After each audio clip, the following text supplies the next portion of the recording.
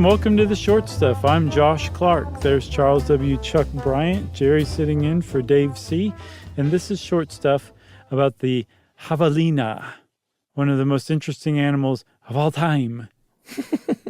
Yeah, this one came to me. This was my pick, and I was watching for the probably 15th time the Royal Tenenbaums, and I always loved the part where Gene Hackman looks up on the wall where his stuffed javelina head is missing. And he goes, "Where's my javelina?"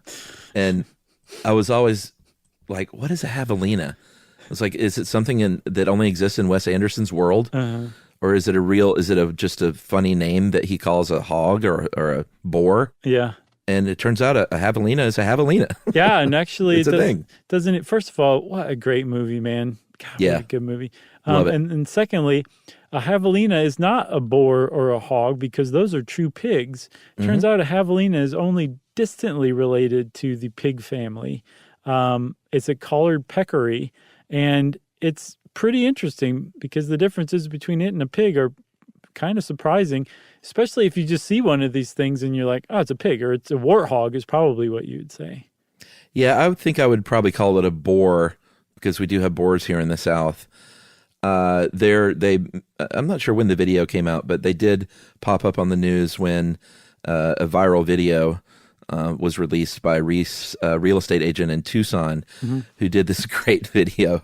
I'm sure you watched it of this javelina just trucking like kind of beside this apartment complex by itself, hauling butt. And you always hear that like boars and javelinas like can be really fast, and they're big animals, and you're like, how can they be that fast? But then when you see this thing flying down the road, it's really going fast. It's kind of cool. And then people, of course, put music to it, and it became a big thing. But aside from that, if you don't live in, probably the handful of states where you might see wild javelinas, you might not know that they're even a thing at all.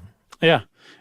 They're pretty cute looking, actually, especially if you think boars are cute, because they do look a little bit like boars, like warthogs, but they're much smaller. They're maybe 2 feet tall, up to 55 pounds, which is not much. You could pick up a javelina if it would let you. Sure. You don't want to, though, for a couple of reasons that we'll get into in a minute. But one of the big differences is that they don't have a tail, or at least not one that you can see, whereas, of course, pigs do. And then another thing that really stands out about the javelinas is that they tend to hang out in herds much more than a pig. A pig will hang out with you, a human, whereas a javelina doesn't want anything to do with you and would rather hang out with its own people. That's right. And, this is a shorty from the How Stuff Works website, and they kind of tick off just a bunch of interesting facts and myths and things. And another identifier is that they have a scent gland near the base of their tail, and they use that to identify one another. They use it to mark their territory. They will use it to mark each other. They will like bump scent glands against each other. Yeah. Pigs are old world, meaning from Africa, Asia, and Europe, whereas these peccaries are all New World, from North, Central, and South America. So, they look a lot alike, but they really aren't the same.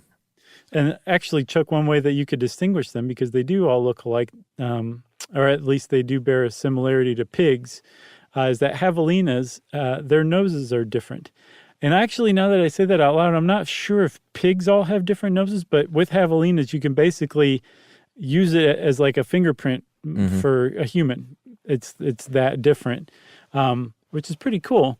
And then tangentially related to that, they have a really great sense of smell because they use musk to kind of mark territory or say hi to one another. They bump scent glands. Yeah, and they're very stinky.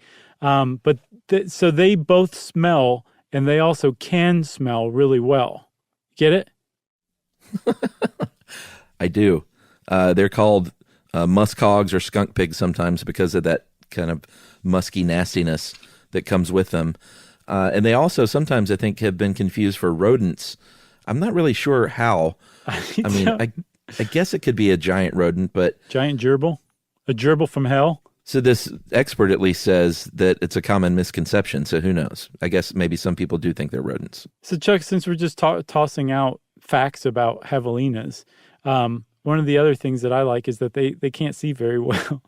They can see about 30 feet away. almost like they're nearsighted. Not even almost, like they are nearsighted. They rely mostly on smell. But because of that, it's easy for a human to get close to them. And Yeah. I'm going to leave it for the other side of this commercial break to answer whether that's a good thing or a bad thing for you, the human.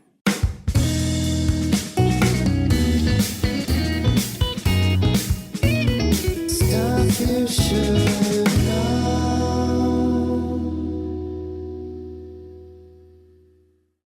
Just like the number of stars in the sky, there is so much stuff you should know. It's actually a bad thing. Okay.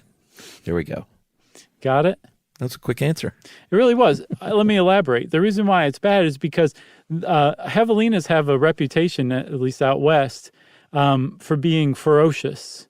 And that may or may not be deserved, because supposedly people who are javelina experts like Kornmuller and their ilk say that, no, they're defensive. They're defending their territory. More often than not, they're defending their young.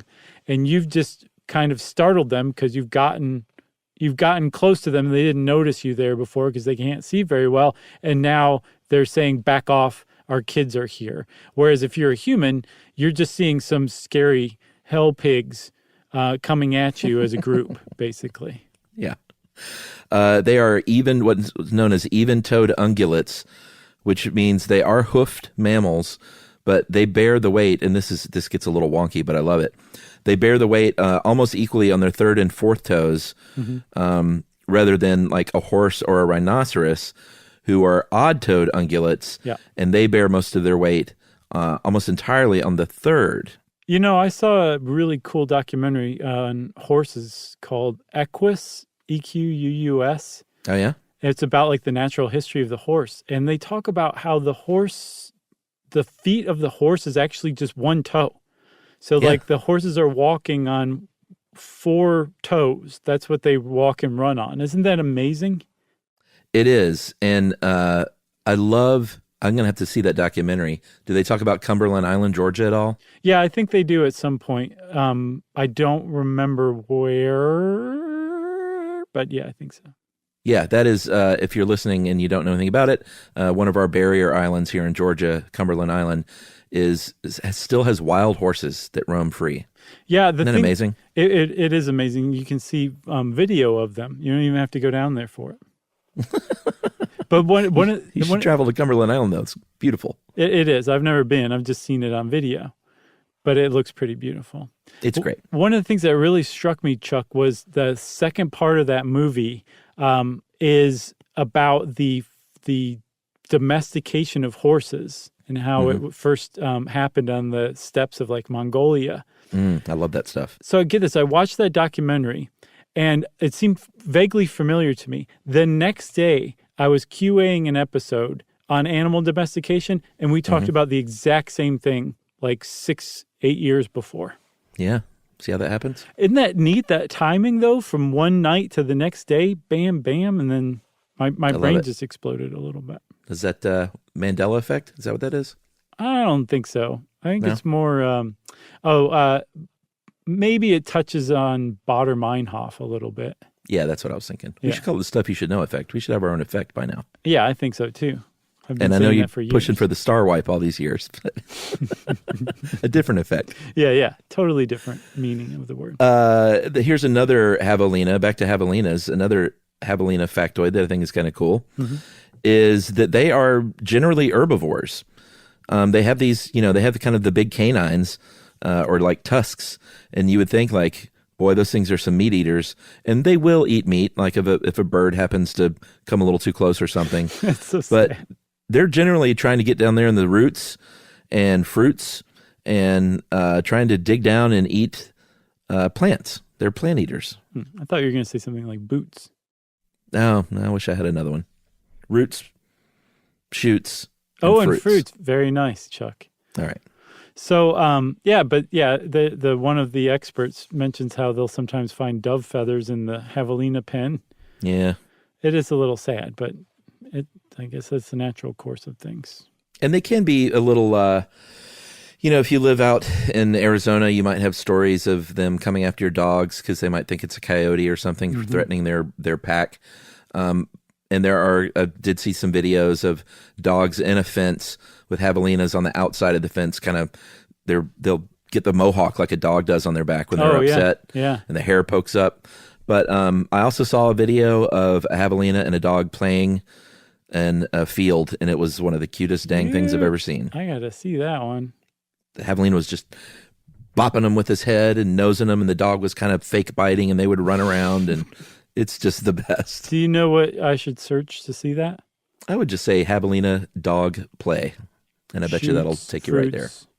In boots. In boots. You got anything else about javelinas? No, I think they're the unsung heroes of the even-toed ungulate community. Very nice. Well, everybody, this short stuff is over. This short stuff is out.